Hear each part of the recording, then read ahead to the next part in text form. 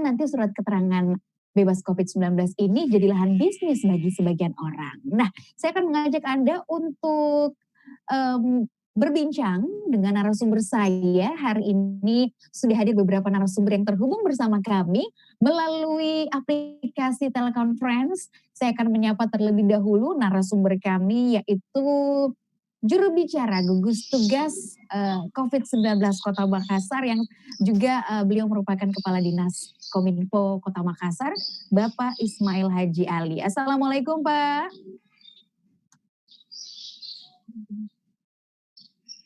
Oke, sepertinya beliau belum terhubung bersama kami. Selain Pak Ismail Haji Ali, juga ada narasumber kami yang lain, yaitu anggota Komisi A DPRD Kota Makassar, ada Bapak Kasrudi. Assalamualaikum Pak Kasrudi, selamat pagi. Waalaikumsalam warahmatullahi wabarakatuh, selamat pagi. Apa kabarnya Pak? Alhamdulillah, baik-baik Bu. Alhamdulillah sehat ya Pak ya. Alhamdulillah. Menyempatkan untuk di Makassar Insight memberikan informasi kepada smart listener ya. Selanjutnya juga karena hari ini juga selain kita akan menyoroti soal bagaimana teknis dari surat keterangan tersebut akan diberlakukan, juga kita akan melihat bagaimana dampak dari sisi ekonominya untuk Kota Makassar. Saya juga punya satu narasumber lagi, yaitu Profesor Muhammad Asdar, merupakan guru besar Fakultas Ekonomi Universitas Hasanuddin dan juga merupakan rektor dari Universitas Cokro Aminoto Makassar. Beliau juga akan bergabung bersama kami ya. Tapi sebelum itu, smart listener, saya juga ingin mengundang Anda yang ingin menyaksikan talk show kami ini. Anda bisa menyaksikannya melalui channel YouTube Smart FM Makassar, dan Anda juga bisa menyampaikan argumen Anda, pendapat Anda, masukan Anda melalui WhatsApp kami 0811461011. Saya ingin ke Pak Kasrudi dulu nih. Pak Kasrudi, saya mau minta tanggapannya dong Pak. Beberapa hari lalu juga Bapak sempat berkomentar begitu ya soal kebijakan ini. Kebijakan soal surat keterangan bebas COVID-19 untuk siapapun yang ingin keluar masuk Makassar. Bapak melihatnya kebijakan ini seperti apa? Baik, terima kasih. Saya menyapa dulu, selamat siang buat pendengar Smart FM. Ya, kita bilangnya smart listener Pak. Kita sampainya smart listener. Selamat listener. Ya, selamat siang. Assalamualaikum warahmatullahi wabarakatuh. Baik, saya langsung dengan pertanyaan terkait dengan surat izin masuk ke Kota Makassar. Jadi saya mau berbicara dulu bahwa Makassar itu saya mendengar bahwa menjadi epicentrum untuk Sulawesi Selatan. Nah, kalau menjadi epicentrum sebenarnya di luar Kota Makassar itu, untuk masuk ke Makassar itu sebenarnya ada pertimbangan-pertimbangan untuk masuk ke Makassar. Semisal kalau mereka mau masuk ke zona merah, sementara mereka zona hijau, pasti mereka berpikir. Jadi saudara-saudara kita atau masyarakat luar Kota Makassar sebenarnya berpikir untuk masuk ke Makassar karena menjadi epicentrum Sulawesi Selatan dengan kasus COVID-19 ini. Maka dari itu yang masuk Kota Makassar itu sebenarnya cukup berat sebenarnya, mempertaruhkan hidupnya, mempertaruhkan kesehatannya untuk masuk Kota Makassar. Jadi kalau sekarang ini dipersulit lagi dengan adanya surat untuk masuk ke Kota Makassar, sebenarnya saya meminta pemerintah Kota Makassar untuk mengkaji ulang. Semisal kalau kita diberikan surat lagi atau kita meminta surat lagi kepada saudara-saudara kita yang berada di luar Kota Makassar, itu perlu pengkajian khusus. Misal dia suratnya dari mana, terus siapa yang mengeluarkan, terus berapa hari berlakunya, karena surat itu perlu betul-betul sehat, surat keterangan sehat bebas COVID. Itu kan perlu rapid test untuk menyatakan dia sehat, perlu PCR untuk menyatakan dia sehat. Sementara rapid test dengan PCR itu berbayar Mbak. Jadi menurut saya perlu pengkajian ulang. pemerintah Kota Makassar sekarang ini dengan pemimpin baru, PJ Wali Kota baru kita ini Prof. Rudi, perlu mengkaji ulang aturan itu.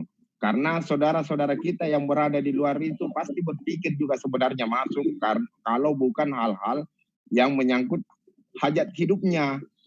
Mereka mau menjual mungkin, mereka mau pasti keperluannya sangat mendesak untuk masuk ke Kota Makassar karena menjadi epicentrum Sulawesi Selatan, zona merah. Jadi saya meminta pemerintah Kota Makassar mengkaji ulang surat apa yang dibutuhkan sebenarnya, masa berlakunya berapa hari, terus data dari mana itu bahwa dia menyatakan sehat, perlukan PCR dengan rapid test. Kalau saya di perbatasan itu cukup ada pengetatan saja, bahwa protokol kesehatan tetap diperketat dengan sanksi-sanksi. Jadi kalau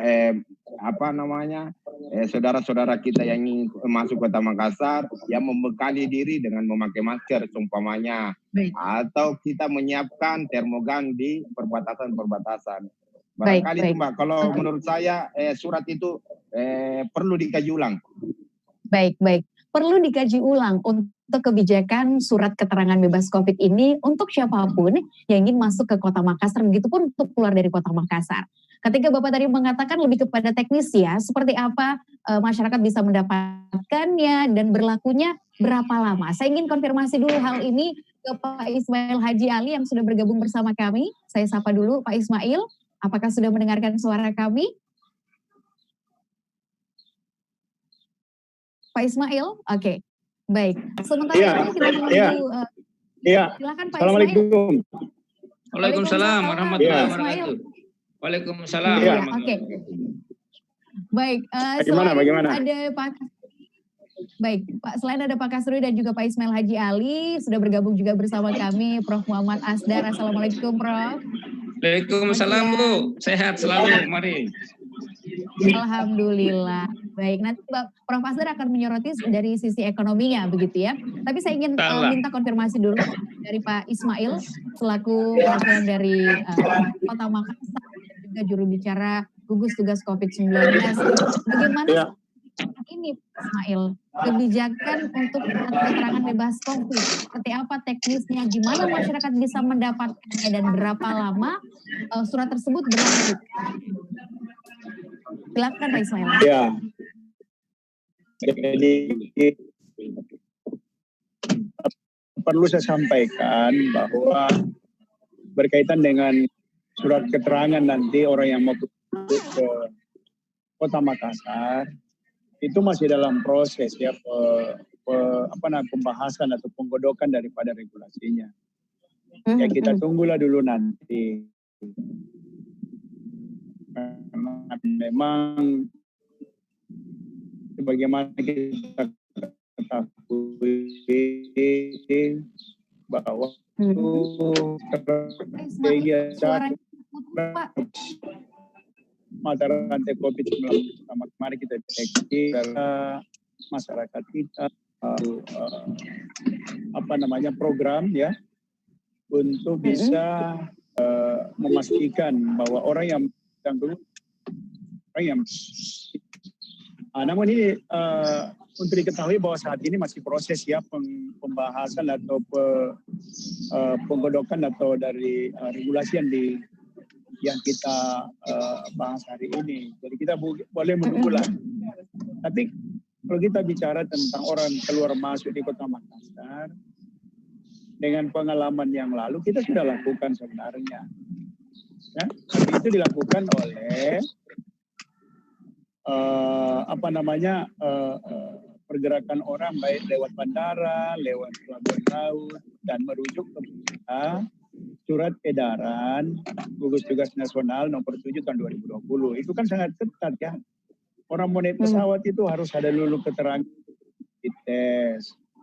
Orang mau naik kapal laut harus ada keterangan bebas rapid test. Apakah dia mau keluar Makassar atau mau datang ke Kota Makassar itu sudah diberlakukan kan dari dua moda transportasi ini. Yang ramai kan saat ini orang orang mungkin antar kabupaten kota, khususnya kabupaten kota yang terdekat ya. Perlu juga saya sampaikan bahwa di dalam surat edaran gugus tugas nasional itu nomor 7 tahun 2020 itu angkutan umum juga darat diperlakukan sebenarnya. Cuma kan teknisnya nanti dilihat di terminal-terminal kita. Ya. Nah yang ramai ini kan orang ini personal. Bagaimana contoh pedagang sayur yang harus dari Goa tiap hari, tiap pagi masuk ke Makassar. Itu nanti akan diatur dalam Perwali Kota Makassar. Jadi kita sabarlah menunggu dulu ya, karena pasti akan secara teknis nanti. Gitu. Baik, berarti saat ini memang masih dalam proses penggodokan, pembahasan begitu ya. Untuk kapan diterapkannya belum ada waktu pasti begitu. Ya, mudah-mudahan ya, paling lambat lah ya. Selalu kan kita pemerintah mau yang terbaik dan cepat ya. Karena Pak PJ Wali Kota yang baru kan sudah menyampaikan dalam rapat gugus tugas kemarin ya. Waktu hari Sabtu. Nah ini Senin, Selasa, Rabu ini kita sudah persiapkan. Dan mudah-mudahan segera ini tuntas dan kita bisa menerapkan daripada peraturan ini nanti. Oke, baik. Jadi memang ini malam kemarin belum diperlakukan tanggal 1. Oke. Baik. Itu saya kira agenda Pak Hos. Terima kasih Pak Ismail. Saya mau ke Prof. Asdar dulu nih. Prof, tadi sudah dikatakan bahwa memang saat ini kebijakan dari pemerintah Kota Makassar untuk membatasi harus keluar masuk Makassar dengan surat keterangan bebas COVID ini masih digodok kebijakannya. Tapi kita akan lihat dulu, tentunya kebijakan ini akan berdampak juga bagi sisi ekonomi. Tadi juga sempat disinggung oleh Pak Ismail bahwa ini gimana kalau misalnya nanti, karena banyak Makassar itu adalah hub begitu. Makassar itu adalah sentra perdagangan ekonomi. Banyak orang yang bekerja di Makassar tapi domisili bukan di Makassar. Ada yang di Maros, ada yang di Goa. Itu seperti apa? Sisi ekonominya, dampaknya dari sudut pandang Prof. Asdar seperti apa, Prof? Baik, terima kasih Mbak. Ya, terima kasih Radio Smart FM ini mengajak kita untuk membicarakan masalah kita ini yang sungguh sangat serius. Dan saya mengharap pertama pembicara kedua terkait topik yang kita bahas, bagaimana ada semacam surat bebas COVID atau seperti yang diterapkan di Jakarta itu, surat keterangan keluar masuk ya di Makassar. Kalau saya berpendapat tadi sejalan dengan pembicara pertama bahwa harus dikaji baik-baik ini, ya dikaji baik-baik dan melibatkan semua unsur masyarakat mulai dari DPR, ormas, ya kemudian tokoh masyarakat itu sendiri. Karena saya mengamati bahwa semangatnya sekarang ini kan sudah bukan lagi pembatasan sendiri kan sudah dibuka. Mungkin kalau terjadi gejala atau kejadian sangat luar biasa baru diberlakukan kembali. Ya, kemudian darurat nasional sampai 29 Mei. Kemudian maklumat Kapolri juga sudah dibuka. Kemudian kita sekarang dalam suasana penyesuaian tentang the new normal. Ya. Jadi harapan saya seperti tadi Bapak yang pertama kita kaji baik-baiklah. Karena ya manusia pada dasarnya itu kan kebutuhan yang tertinggi adalah kebebasan. Ya, kebebasan itu yang tertinggi. Dan bagaimana trade-off-nya kemarin kita sudah coba 3 bulan lebih di Makassar ya. Dan coba lihat kan kalau orang bersalah itu kan di penjara semua kan, kena narkoba, korupsi. Jadi kebebasan itu yang tertinggi. Nah ini yang kalau mau dikekang lagi sekarang ini, di mana suasana psikologisnya sudah terbuka, saya agak khawatir kita akan mendapatkan masalah-masalah yang kita tidak inginkan bersama. Harapan saya yang terbaik ini kita sekarang ini edukasi, ya, edukasi pencerahan ke masyarakat. Bagaimana the new normal, bagaimana kita hidup berdampingan, bagaimana ada perimbangan ekonomi, kesehatan, dan sosial, dan budaya. Jadi Makassar ini milik kita semua. Harapan saya setiap kebijakan itu harus dibahas baik-baik, dan kalau Satgas itu kan membuktikan bahwa elemennya banyak. Ya, jadi seperti itu harapan kita, mari jangan gegabah, hitung baik-baik ongkosnya ya, ada ongkos ekonomi, ada ongkos non ekonomi. Ya, dan ini harapan kita, ekonomi sudah mulai sedikit menggeliat dan orang sudah pada ramai, tiba-tiba dihambat lagi. Sekarang kita akan berhadapan dengan dasar hukum, kemudian dengan semangat, ada namanya timing ya, ada timing waktu itu. Nah, semangatnya sekarang ini bukan lagi orang dikekang, tapi bebas terkendali memakai protokol COVID ya, bagaimana dia bermasker, bagaimana dia menjaga jarak, bagaimana dia dengan sadar cuci tangan, bagaimana memperkuat imun, menjemur diri, minum suplemen, makanan bergizi, pikiran optimis. Jadi kuncinya menurut saya kita harus edukasi lah masyarakat. Bagaimana sebanyak mungkin ada itu duta-duta penyembuh COVID, apalah namanya ya. Ini saya ini bukan. Halo. Prof, untuk hal itu memang saat ini kan sudah dilakukan, edukasi juga terus dikencarkan. Pemerintah Kota Makassar punya inspektur COVID yang melakukan hal itu. Tapi tadi Prof sempat mengatakan ada kekhawatiran muncul masalah-masalah lain. Contoh masalahnya seperti apa yang dikhawatirkan muncul, apalagi dari sisi ekonomi? Ya, masalah kemarin kan kenapa tiba-tiba masyarakat itu ngambil itu COVID di rumah sakit ya, jenazah. Itu kan berarti ada budaya di situ. Kenapa kita ini tidak juga mendengar sedikit tentang kebudayaan kita? Misalnya saja orang yang kena COVID kita boleh dirawat, boleh dilihat. Kemudian sebelum dikebumikan dikasihlah jarak untuk melihat.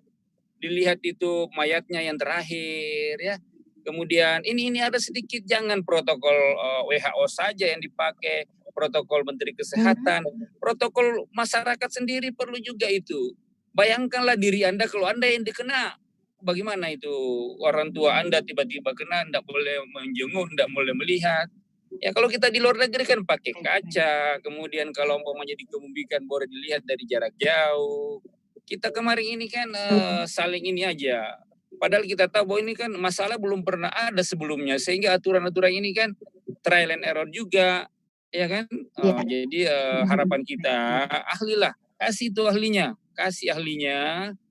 Kemudian seperti saya ini ahli ekonomi nih, wah ini kalau itu ekonomi tidak bergerak, wah bahaya juga, bisa orang mati kelaparan kan. Sekarang aja ini kan kesian, banyak yang hidupnya harian. Saya melihat ya, contoh saya di Unhas ini kan, Unhas itu ada 30.000 mahasiswa. Dilayani oleh penjual-penjual kaki lima itu yang jual-jual kue-kue itu kurang lebih 600 orang. Sering saya tanya, berapa pendapatanmu sehari? Dia bilang saya ini rata-rata ya 200 sampai 400 ribu lah dia punya pendapatan. Itu kalau keuntungannya kan berarti 80% aja kan, jadi dia dapat 80.000. Ini sama sekali tidak bisa bergerak karena tidak lagi menjual. 3 bulan di mana ambil duit, kasihan ya.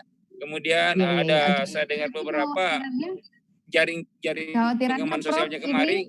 Ya, halo.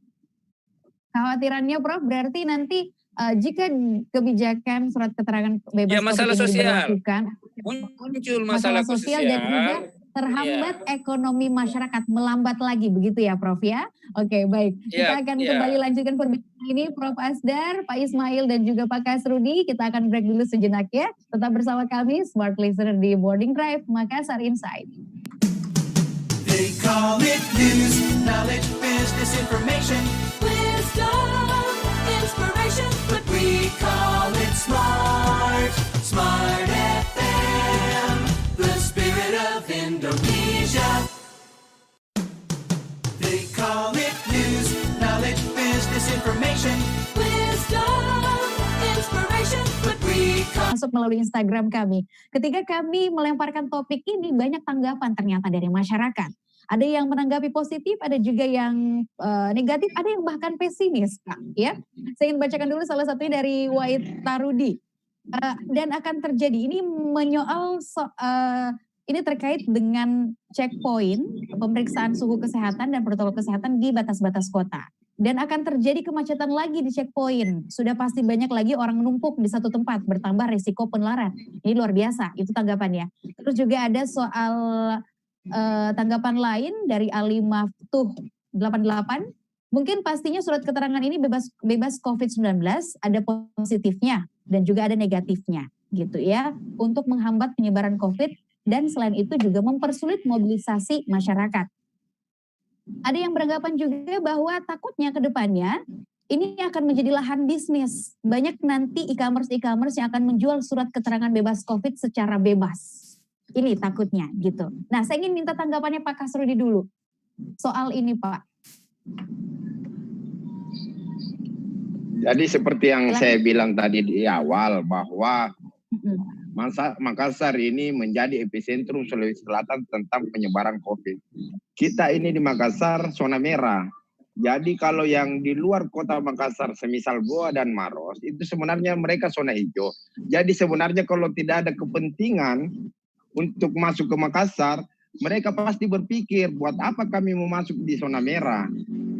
Sebenarnya begitu intinya. Jadi saya kalau pekerjaan seperti apa Pak? Jika tuntutannya pekerjaan, mereka harus memang masuk Makassar nih Pak, karena harus bekerja. Jadi itulah yang saya bilang. Jadi yang masuk ke kota Makassar itu dari daerah-daerah tetangga itu sebenarnya mereka mempertaruhkan dirinya, mempertaruhkan kesehatannya untuk masuk ke zona merah. Jadi kalau kita batasi lagi dengan surat, malah tambah repot lagi mereka karena mereka ini mengais nafkah di kota Makassar. Kalau kita meminta surat, apalagi surat apa yang kita minta dari mereka? Pasti berbayar. Semisal surat keterangan sehat itu harus dibuktikan dengan hasil rapid test ataukah hasil PCR. Itu semua berbayar, Mbak. Jadi kalau mereka penjual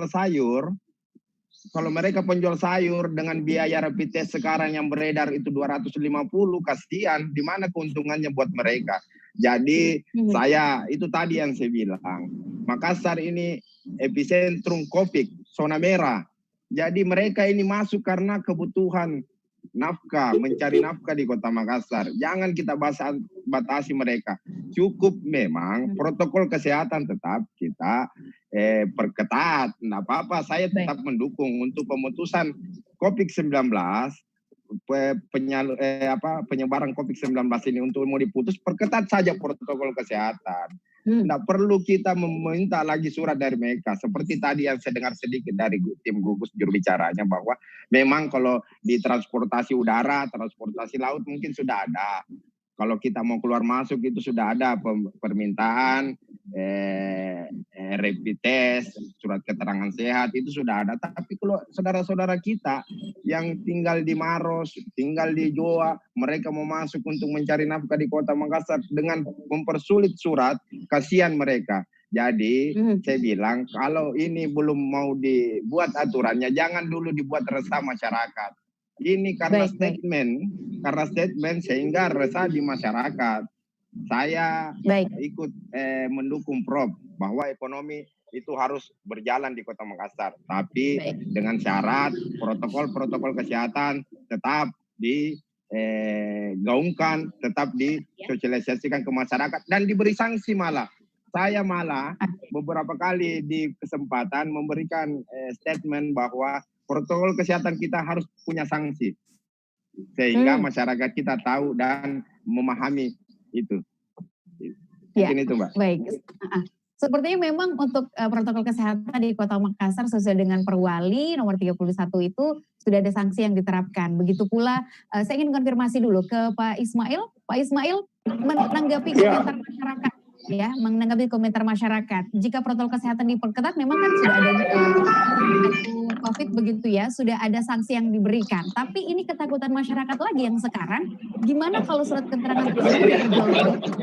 Kemudian juga bagaimana masyarakat bisa mendapatkan surat keterangan tersebut yang artinya melakukan rapid test terlebih dahulu.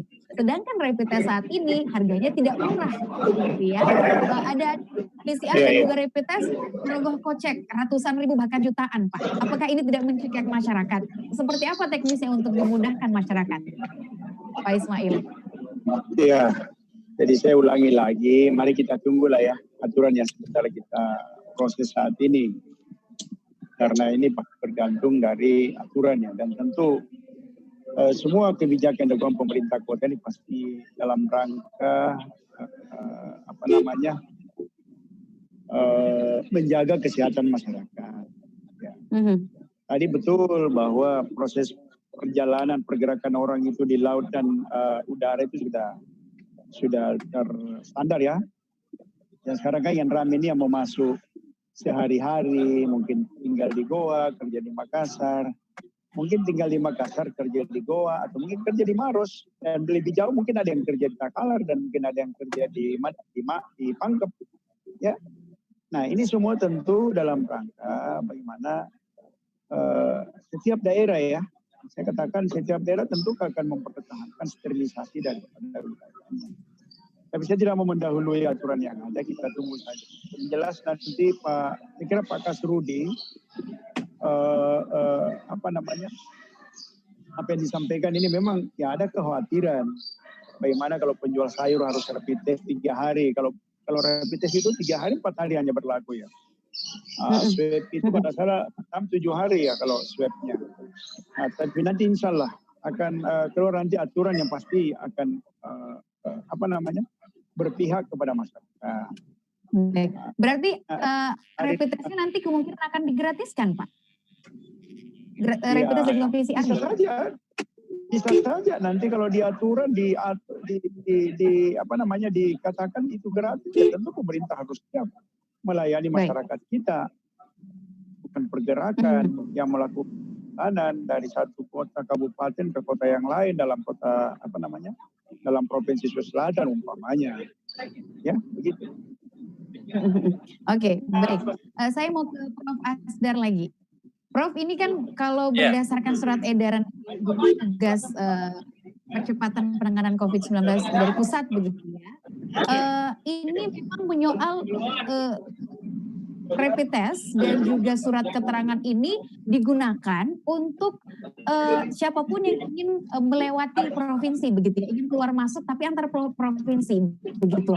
Nah, sementara kita di Sulawesi Selatan memang ada beberapa zona merah, katakanlah Kota Makassar begitu. Apakah memang ekonominya ini selain tadi menghambat atau perlambatan ekonomi bagi masyarakat begitu yang ada di Sulawesi Selatan ingin keluar masuk Makassar begitu, dampak yang lebih buruknya lagi ketika ini ada berlakuan surat keterangan bebas COVID seperti apa, Prof? Jadi ya pertama terima kasih. Saya ingin menanggapi tadi yang dari masyarakat. Apapun itu kita harus selalu optimis, ya optimis, berprasangka baik. Tidak ada sesuatu yang berlaku abadi. Segala sesuatunya akan berakhir. Hanya ini kalau COVID ini ada yang cepat, ada yang lambat, ya. Nah tadi tentang zona-zona. Ini zona ini sangat bagus. Ya harapan kita bahwa perlakuan terhadap zona ini kan harusnya memang berbeda. Kalau merah ya jelas, yang hijau jelas. Jangan aturan di merah diberlakukan di yang hijau. Ya, jadi harus dicari titik temunya nih, ada perimbangan. Terkait dengan ekonomi itu kan ada 3, produksi, konsumsi, distribusi. Sekarang ini produksi istilahnya turun, konsumsi tetap ya, kemudian distribusi itu yang dikhawatirkan juga ya terhambat. Tapi memang saya lihat dari kemarin kan distribusi ini dibolehkan. Kita lihat di pesawat kan gambarnya gambar barang. Jadi harapan kita ke depan ada perimbangan antara kepentingan kesehatan, kemudian kepentingan ekonomi, kepentingan sosial, agama, budaya. Ya ini juga harus diperhatikan. Jadi sangat setuju. Makassar ini kan kalau tidak salah ini ratusan ribu orang masuk kalau waktu siang, sorenya balik. Begitupun yang tadi Pak anggota DPR itu Pak Kasradi yang ngomong bahwa ada juga orang tinggal di Makassar kerja di Pangkep, kerja di Maros, begitupun sebaliknya. Jadi ada lalu lintas manusia ini. Yang saya tadi katakan bahwa psikologi massa ya, dan ini juga didengunkan oleh pemerintah, bahwa ini kita kan sudah masuk ke era baru. Saya katakan tadi bahwa PSBB sudah mulai dilonggarkan, kemudian darurat nasional sudah tidak ada, maklumat maklumat Kapolri sudah tidak ada, IKA juga sudah boleh di rumah, dan lain-lain. Semua orang lagi menyesuaikan dengan keadaan yang baru. Dan ini kalau ada kejadian yang sangat luar biasa, ya memang harus hati-hati, ya kan? Nanti kontraproduktif. Ya, jadi saya setuju tadi harus dibicarakan baik-baik, direnungkan baik-baik, untuk bersikap keras lagi kemarin. Kayak Makassar kemarin kan kita banyak perlawanan kan di kampung ini, tidak menerima rapid test. Di sini ya sering terjadi kerawanan sosial. Ya, jadi harapan kita percaya penuh pemerintah kita, DPR, legislatif, semua yang terlibat ini memperhatikan. Tapi ada kemajuan kita lihat kan, Ketua Kopi Nasional mengatakan di Sulsel itu kan, alhamdulillah sudah tidak ada yang mati. Ya ini kita harus optimis kan? Ya optimis. Ya jadi harapan kita semua dengan adanya ini Smart FM melakukan edukasi. Ayo masyarakat ini bagaimana agar kita bersama-sama ini sadar bahwa ini COVID masih ada di Makassar. Tapi juga sadar bahwa kalau orang-orang lain yang hidupnya hari-hari tidak bisa hidup kalau tanpa bergerak, dikasih keringanan-keringanan jalan menjual ini ya, penjual rujak, penjual bakso, penjual kue-kue. Yang hidupnya itu kalau saya katakan tadi ada riset yang sedikit kami buat dengan mahasiswa saya, itu rata-rata penghasilannya hanya 20.000 sampai 40.000 itu dia bawa pulang. Ya paling banyak 100.000 per hari itu dia bawa pulang dari dia punya ini. Bayangkan kemarin kan? Nah ada dana sosial dari pemerintah 600.000. Tapi kemarin kan kita sedikit karut-marut karena ada yang dapat double, ada yang seharusnya dapat tidak dapat. Kemudian kita lihat Pak Presiden marah-marah karena anggaran penyerapan harusnya sudah banyak, belum. Ya, jadi anggaran penanganan ekonomi masih belum bergerak. Kesehatan yang utama ini yang paling banyak ya, dari seluruh anggaran sekarang ini kan boleh kata 90% itu kesehatan yang dipakai. Dan ini alhamdulillah kita akan berupaya dan harus ini dengan semangat penuh menggunakan semua elemen, pakai itu Pak Ustaz, pakai selain investor kopi, supaya ini kita menyatu ya. Ada namanya partisipasi masyarakat, itu yang paling bagus. Ya, jadi partisipasi kita masyarakat. harus jangan pendekatan yang ada saatnya keras, ada saatnya sudah lembut. Nah, saya punya analisa ini pendapat pribadi ya. Kayaknya semangat kita sekarang ini sudah harus longgar-longgar. Jadi kalau diperketat kembali, saya khawatir rawan lagi. Ya, apa itu rawan? Bisa saja dia kembali akan ada kerawanan sosial lagi ya, Prof. Kerawanan sosial lagi yang muncul. Kita akan lanjutkan perbincangan ini, membahas kerawanan sosialnya seperti apa gitu ya. Kita akan kembali setelah jeda berikut. Tetap bersama kami, Smart Listener Makassar Insight Morning Drive. They call it news, knowledge, business information, wisdom, inspiration, but we call it smart, Smart FM, the spirit of Indonesia. They call it news, knowledge, business information, wisdom, inspiration, but we call it smart, Smart FM, the spirit of Indonesia. Ya, jadi pendekatannya holistik, integratif, dan edukatif.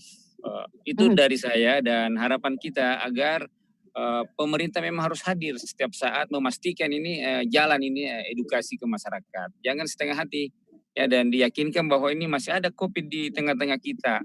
Kita harus jaga diri, kita optimis, menjaga kita punya kesehatan tubuh, itu yang utama. Itu barangkali dari saya, Baik Pak. Ya. Baik. Terima kasih, Prof. Saya mau ke Pak Kasrudi. Pak Kasrudi, masukan untuk pemerintah Kota Makassar yang sekarang lagi menggodok kebijakan tersebut, jika diberlakukan nanti, teknis sebaiknya akan seperti apa untuk mengantisipasi adanya penumpukan masyarakat di satu titik ketika ada pengecekan dan lain sebagainya? Kalau saya begini, saya sendiri sebenarnya tidak sepakat itu kalau adanya surat keluar masuk ke Kota Makassar, karena seperti yang saya bilang tadi, Makassar itu zona merah. Jadi sebenarnya tidak perlu sebenarnya kita dipersulit saudara-saudara kita yang tinggal di luar kota untuk membuat surat. Saya cuma mau bilang bahwa protokol kesehatan diperketat di perbatasan. Oke, saya sepakat. Kalau diberlakukan itu aturan atau dibahas lagi itu aturan, saya rasa tidak perlu lagi dibahas itu untuk surat keluar masuk ke Kota Makassar. Saya malah ingin memberi masukan ke pemerintah Kota Makassar, cukup Makassar yang kita benahi. Kita benahi dengan pemutusan COVID-19 di dalam kota saja. Dengan saya berharap kalau bisa itu diberlakukan jam malam, agar penyebaran COVID-19 atau klaster baru yang akan muncul di Kota Makassar itu bisa diminimalisir. Jangan perbatasan yang diurus. Tidak usah diurus sebenarnya itu perbatasan, karena perbatasan itu orang tidak akan mau masuk kalau zona merah. Jadi saya bilang cukup kita mengurus di dalam kota kita sendiri dengan memberlakukan jam malam, tetap memperketat protokol kesehatan dengan memberikan sanksi. Semisal tempat-tempat nongkrong itu perlu dibatasi. Jangan sampai di satu tempat itu menjadi tempat berkerumun orang. Jadi kalau saya itu tadi Mbak, perbatasan itu tidak perlu kita urus. Cukup kita urus di dalam kota. Iya, di dalam kota dengan memberlakukan jam malam kalau bisa. Itu saja Mbak. Baik. Oke, terakhir saya mohon waktunya sedikit sebagai closing statement juga Pak Ismail, mohon tanggapannya dan juga penyampaian kepada masyarakat. Pak Ismail. Silakan. Ya. Ditanggapi. Terima kasih ya, Smart Listener dan Adinda Host, para narasumber yang saya hormati. Jadi memang kebijakan ini sampai hari ini kita masih dalam proses regulasinya ya. Jadi tidak mau mendahului, tapi jelas insya Allah masyarakat akan akomodir seperti yang saya berikan tadi Muhammad Asgar, bahwa semoga nanti ekonomi kita dan tentu yang paling penting akan menjaga kesehatan masyarakat kita. Nah, tadi kalau Pak Kasrudi ya tentu ini keberpihakan ke masyarakat yang lebih utama nanti kalau ini diterapkan. Yang jelas kata kuncinya bahwa aturan ini kalau diberlakukan tentu akan menjaga, akan melindungi, dan itu akan tujuan utamanya bisa menurunkan angka kurva pandemi kita di Kota Makassar dan kalau terbebas dari COVID-19. Nah ini semua strategi yang baru. Itu saya kira. Terima kasih banyak. Terima kasih. Assalamualaikum warahmatullahi wabarakatuh. Waalaikumsalam. Terima kasih banyak Pak Ismail Haji Ali, Pak Kasrudi. Terima kasih banyak juga untuk Prof. Muhammad Asgar sudah bergabung bersama kami. Ya, selamat. Terima kasih. Ini. Sehat terus ya Bapak-Bapak. Terima kasih. Dan juga untuk Anda Smart Listener, terima kasih sudah mendengarkan kami. Dan saya Rifa Majid pamit undur diri. Sukses.